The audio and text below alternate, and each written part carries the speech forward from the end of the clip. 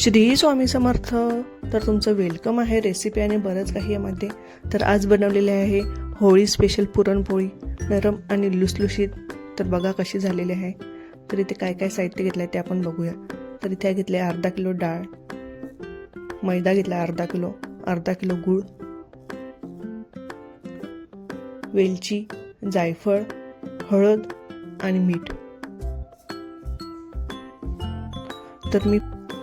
तर इथे पहिले मी 3 ते 4 तास स्वच्छ भिजत ठेवलेली होती. आता ते कुकरमध्ये मी टाकते पूर्ण.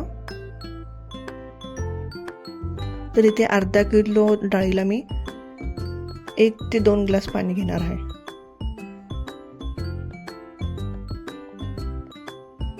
तर आता टाकते ते चिमूटभर हळद आणि चिमूटभर टाकते मीठ. त्याने चव ही चांगली लागते.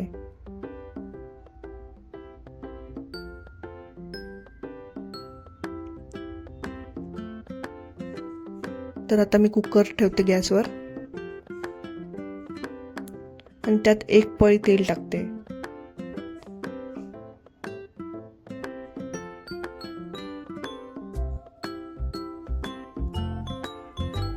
आता कुकरचं झाकण लावून 3 ते 4 शिट्ट्या घ्यायच्या आहेत. डाळ शिजते तोपर्यंत मी आता मैदा मळून घेते. तर इथे मी अर्धा किलो मैदा घेतलेला आहे. त्यात टाकते मीठ आणि थोडीशी टाकायची हळद. त्याने कलरही चांगला येतो. आणि 1 पळी तेल टाकते.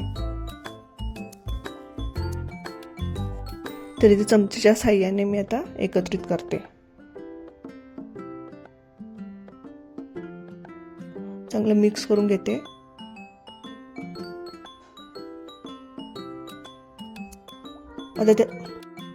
आता थोडं थोडं पाणी घालून मी तो मळून घेते पीठ.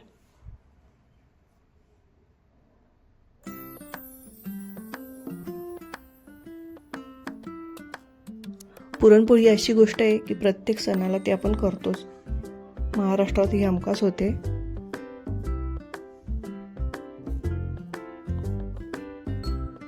तर इथे मी पीठ मळून घेते.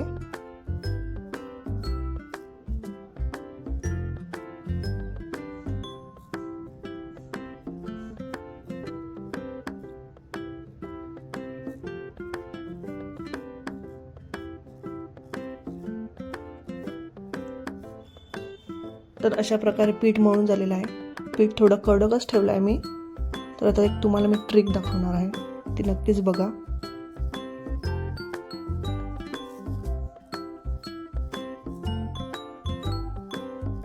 तर अशा प्रकारे हा गोळा करून घेतला आहे. आता तुम्ही पाण्यामध्ये ठेवणार आहे. अर्धा तास हा पाण्यामध्ये आपल्याला ठेवायचा आहे.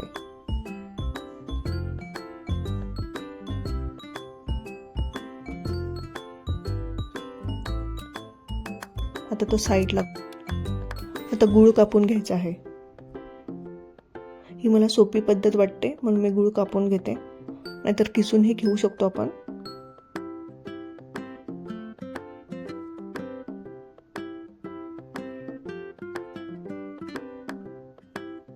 तर अशा प्रकारे गूळ कापून झालेला आहे. आणि आपली डाळ पण शिजलेली आहे. तर आपण आता चेक करूया.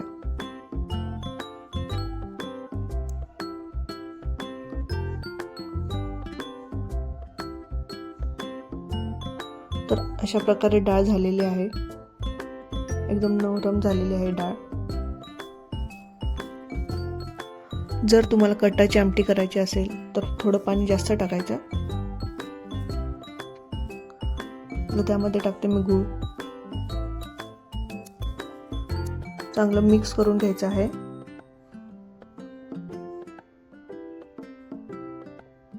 तर आता तो मी कढईमध्ये ट्रान्सफर करते. म्हणजे पुरण शिजायला जरा चांगलं जाईल.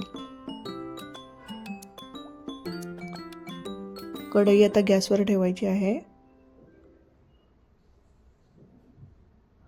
आणि सतत ढवळत राहायचं आहे ते, म्हणजे खाली चिटकणार नाही. त्यामुळे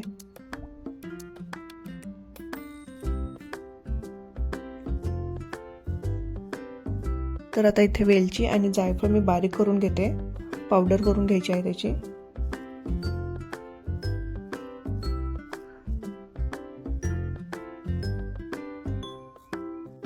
तर इथे पुरण ढवळताना हाताची काळजी घ्या.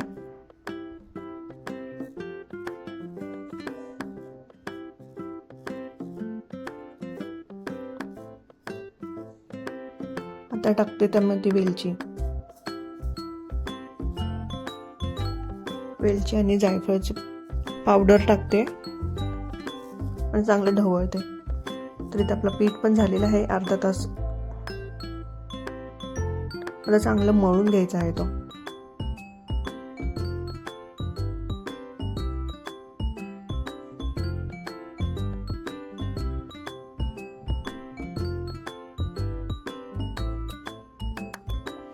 पीठ मळता मळता जरा पुरणकडे पण लक्ष द्यायचं आहे, म्हणजे खाली लागणार नाही तो.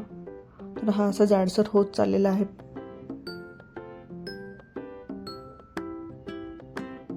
तर पिठामध्ये मी तेल टाकते. जेवढा तेल टाकाल तेवढी आपली पोळी नरम होते चांगली. तर अशा प्रकारे पीठ मळून घ्यायचं. आता अजून एक ट्रिक दाखवते. तर असं आपल्याला कुटून घ्यायचं आहे, जसं आपण कपडे धुतोय ना. तर चांगलं पीठ मळून झालेलं आहे. आता तो मी साईडला ठेवते. तर आता आपण पुरण चेक करूया. तर बघा असा चमचा उभा राहिलाय, म्हणजे आपला पुरण झालेला आहे.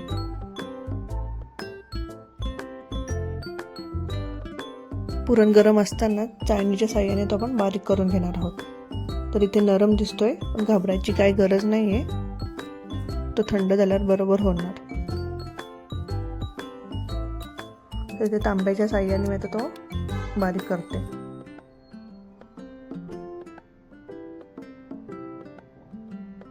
इथे पुरण वाटून झालेलं आहे. तर बघा कसा झालाय पुरण. एकदम लिंद झालेलं आहे पुरण. आता आपण त्याचे गोळे करून घेणार आहोत,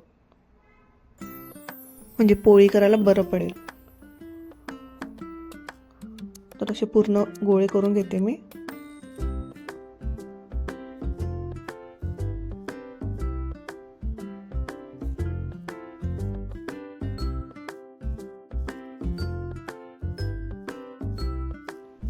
तर इथे आता मैद्याचं पीठ घेतलंय मी, गोळा करून घेतलाय.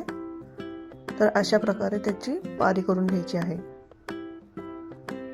आपण पराठा करताना जशी पारी करतोय तशी करून घ्यायची आहे. आता त्यामध्ये मी पुरण भरलाय. व्हिडिओमध्ये दाखवल्याप्रमाणे तशी आपण कृती करू शकता.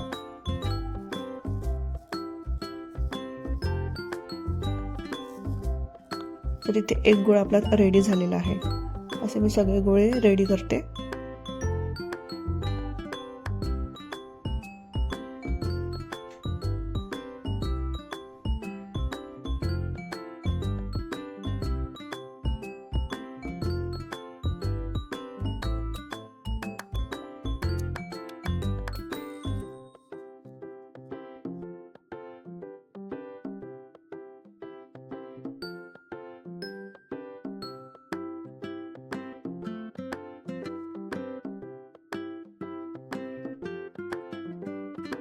तर अशा प्रकारे सगळे गोळे करून झालेले आहेत.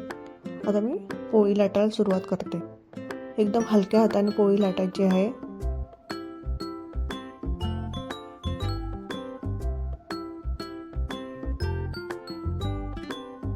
ती पोळी पण लाटून झालेली आहे आपली.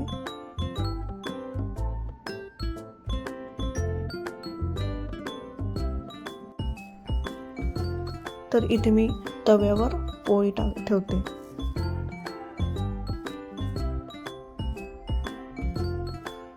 अशा प्रकारे एक साइड खरपूस भाजून घ्यायची आहे. तर एक बाजू खरपूस झालेली आहे.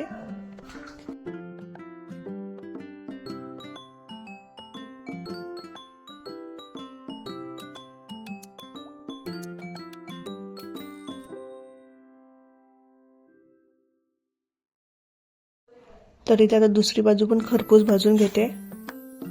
तर बघा कशी टम्म फुगलेली आहे पोळी. अशा प्रकारे मी सगळ्या पोळ्या करून घेते.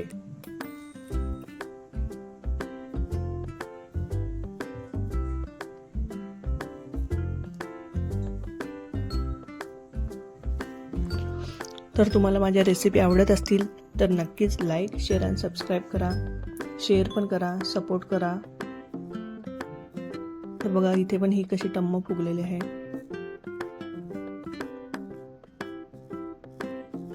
टम्म फुगलेली पोळी आणि साजूक तूप. हा काय झालंय भारी.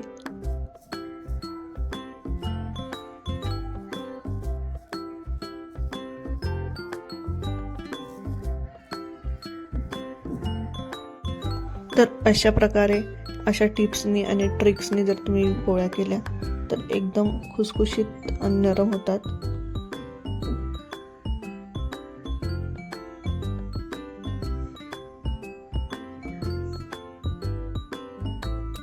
तर इथे मी पूर्ण पोळ्या करून घेते.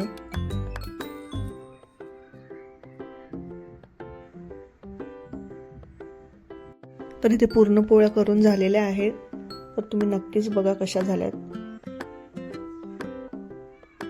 तर तुम्हाला माझी रेसिपी आवडली तर नक्कीच लाईक, शेअर आणि सबस्क्राईब करा. शेअर पण करा, कमेंट्स करा. Thank you so much for watching. Bye bye.